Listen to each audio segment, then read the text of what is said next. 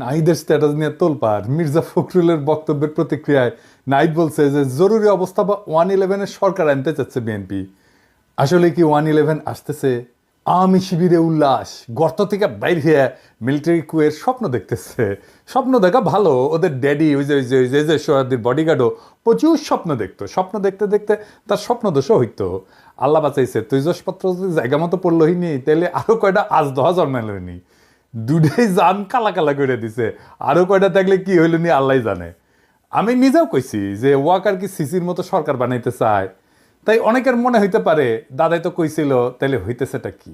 কয়দিন আগেই না দাদা কইলেন যে 75-এর সাথে মিল আছে, ছাত্ররা কোণঠাসা হইয়া যাইতে পারে। ছাত্ররা কিঞ্চিত কোণঠাসা হয়েছে, কথা সত্য।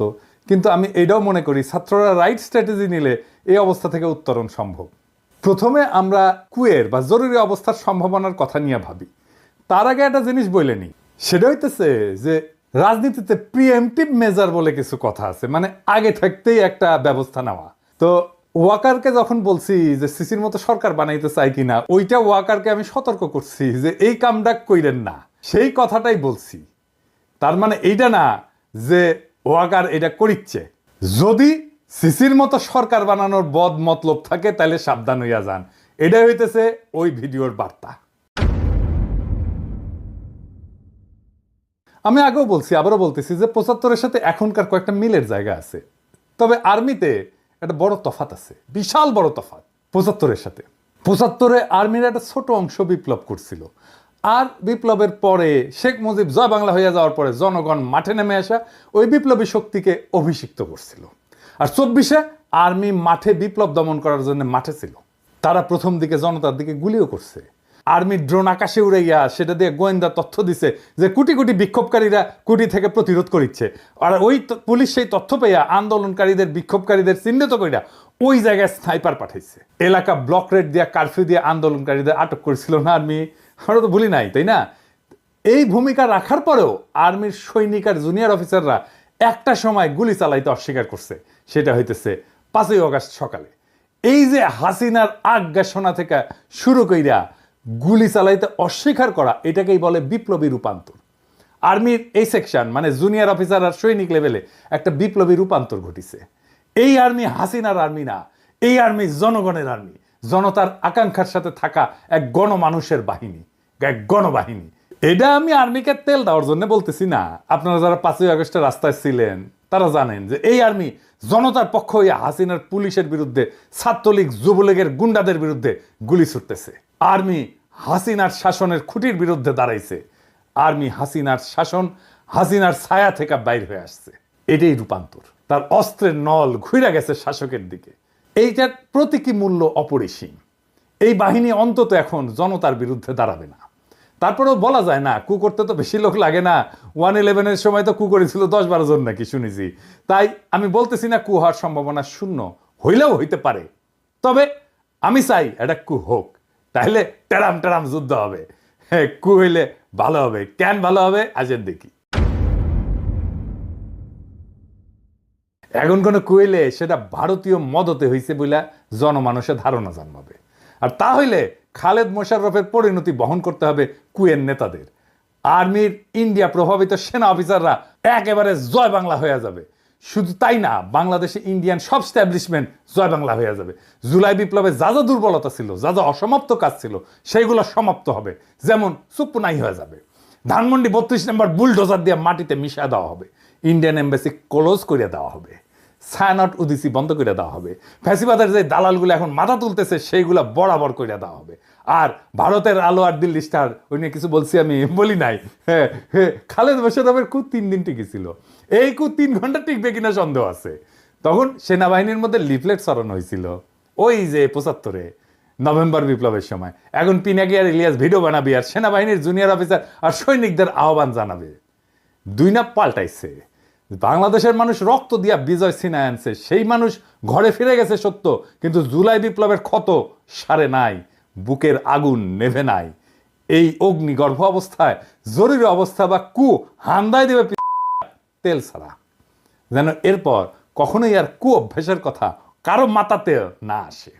আমাদের কাজ ফ্যাসিবাদের দোসরদের দাবরানির উপরে রাখা, আপনাদের চোখে পড়তেছে না হয়তো, কারণ এই কথাগুলো প্রকাশ্যে বলার বিষয় না, কিন্তু অনেক কাজ পিছনে হইতেছে। এইগুলা বেকুব কর্মীগুলো জানে না। সারা দুনিয়ায় হাসিনার পরিবার আর তার পলায় যাওয়া আওয়ামী লীগারদের উপরে কি নাইমে আসতেছে, এটা আওয়ামী লীগ আর আওয়ামী লীগের নেতা কর্মীরা হাসিনা কল্পনাও করতে পারতেছে না। আওয়ামী লীগের কর্মীরা যারা ফাল পেতেছে, আপনাদের বলি ভালো হইয়া যান, অযথাই নিজের বিপদ ডেকে আনিচ্ছেন। আমরা দয়া কইরা, একদম দয়া কইরা, মায়া কইরা প্রাপ্যটা দেইনি, ফাল পাইরেন না। আমি প্রত্যেকটা অঞ্চলে আওয়ামী লীগের কর্মীদের গণ ক্ষমা চাওয়ার আহ্বান জানাইতেছি। পাড়ায় পাড়ায় এদের ধৈর্য তওবা করাইবেন, মসজিদে মন্দিরে সমাজের সামনে হাত জোর কইরা মাপ চাইবে, কইবে আমার ভুল হইছে, মাপ কইরা দেন, আর কখনো করব না। তাইলে এদের তরপানি কমবে। এদের কোথায় পাবেন? আমরা একটা ওয়েবসাইটের কাজ করেছি, চলিচ্ছে, ওইটায় হাসিনার ফ্যাসিবাদের সকল সহযোগীর আমলনামা থাকবে। আওয়ামী লীগ, ছাত্রলীগ, যুবলীগের সব কমিটির নাম থাকবে, ছবি সহ, রেফারেন্স সহ, নাম ধরে ধরে সার্চ করা যাবে, বাংলা এবং ইংরেজিতে বিভিন্ন ক্যাটাগরিতে থাকবে। এমপি, দামি নির্বাচনের এমপি, সকল কমিটির সদস্য, সকল ব্যবসায়ী, সাংবাদিক, শিক্ষক, ডাক্তার, কৃষিবিদ, আমলা, পুলিশ, যারা যারা এই ফ্যাসিবাদের দোষর ছিল সবার নাম থাকবে। এবং এখনো ফ্যাসিবাদের দালালি করে যাইতেছে দেশে এবং বিদেশে, সবার। কাজটা বড়, টাইম লাগবে, ফান্ড লাগবে। রাজনৈতিক দলগুলোর বা সরকারের তো করার কথা ছিল, তারা তো অন্য কাজে ব্যস্ত। কাজ শুরু হয়ে গেছে। এর মধ্যে আমরা যুক্ত করব কারা কারা আওয়ামী লীগারদেরকে আশ্রয় দিছে, পুনর্বাসিত করছে, তাদেরও নাম থাকবে। যুগ যুগ ধরে মানুষের ঘৃণার উৎস হইয়া থাকবে এই ওয়েবসাইটটা। এইবার পার্বত্য চট্টগ্রাম বিষয়ে আরো একটা জিনিস বাদ পড়েছিল, সেটা আলাপ করি, আসেন। গুরুত্বপূর্ণ বিষয় কলে পার্বত্য চট্টগ্রামে শুধু ভালো প্রশাসনিক অফিসার পাঠাইতে হবে তা কিন্তু না, আমি শুধু তাই বলিনি। তার সাথে ভালো শিক্ষক পাঠাইতে হবে, ভালো ডাক্তার পাঠাইতে হবে, ভালো সামাজিক কর্মী পাঠাইতে হবে।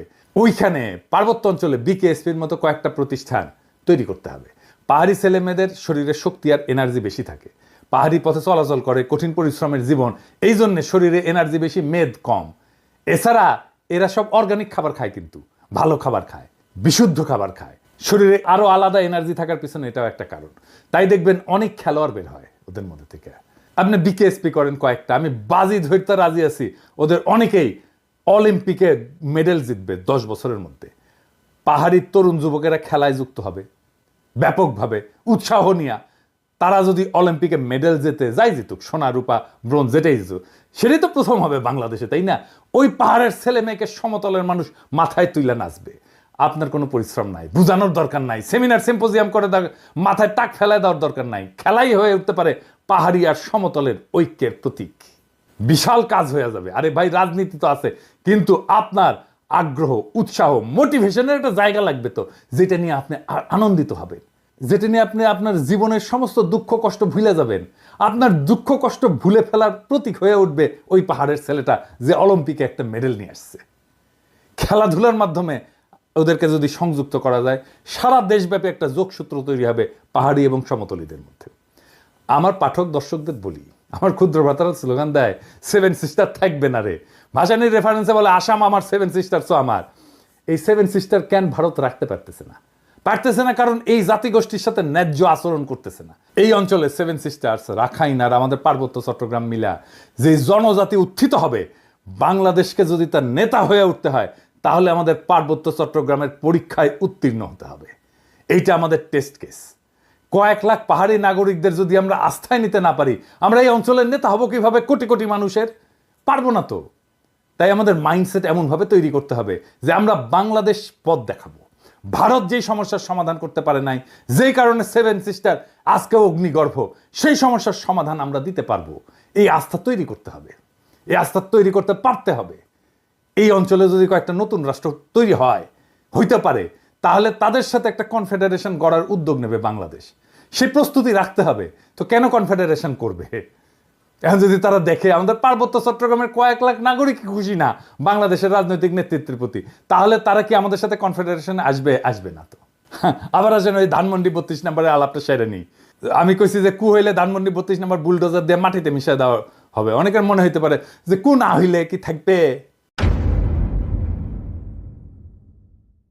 ধানমন্ডি 32 নম্বরের সামনে ব্যারিকেড দিছে। আবার কেন দিছে কে জানে? আমি কইছি ব্যারিকেড দিবে, দেখনি ওই ধানমন্ডি 32 নম্বরে ওখানে ও ব্যারিকেডের উপরে যায় স্যাঁচার করে মুইতে দিবেন। ব্যারিকেড তুলে নিতে ব্যর্থ হবে। যখনই ব্যারিকেড দেবেন ওর উপরে মুতে দেবেন। শোনা যাচ্ছে মোস্তফা সরোয়ার ফারুকী নাকি রেনোভেশন করবে। ওর তো কুরকুরানি ছিল, ওই যে কইছিল না ওটা রেনোভেশন করা উচিত। তো ফারুকী রেনোভেশন হবে কাদের টাকায়? পাবলিকের ভ্যাট ট্যাক্সের টাকায় তো নাকি? বাংলাদেশে 72 থেকে 2024 পর্যন্ত যত গণহত্যা হয়েছে, ইন্ডিয়ার দাসত্ব হয়েছে, গুম খুন ব্যাংক ডাকাতি হয়েছে, বাক স্বাধীনতা হরণ হয়েছে, স্বৈরতন্ত্র এবং ফ্যাসিবাদ, এই সব কিছুরই কোমল মসৃণ আইকন হইল ওই 32 নাম্বার। 32 নাম্বার শব্দটা একটা অভিশপ্ত শব্দ। 32 নাম্বার বাংলাদেশের ফ্যাসিবাদের আতুর ঘর। ওই 32 নম্বরে প্রত্যেকটা ইটের গায়ে লেখা আছে মজলুমের হাহাকার, আমার নিখোঁজ হওয়া ভাইয়ের নাম, হাসিনা মুজিবের শাসনে বন্দুকের গুলিতে সেলাই হয়ে যাওয়া হাজার হাজার শহীদের নাম। ওই 32 নাম্বার রেনোভেট করার একমাত্র উপায় হইতেছে ওটারে বুলডোজার দেয়া ফ্যাতলাইয়া মাটির সাথে মিশায় দেওয়া, ওটারে চিরদিনের জন্য জয় বাংলা কইরা দেওয়া। ওই কাজ আমরা করব, একদিন করব, আজ না হোক কাল করব। ওইটা রেনোভেট যে করতে আসবে তারও সানডে মানডে ক্লোজ কইরা দিব।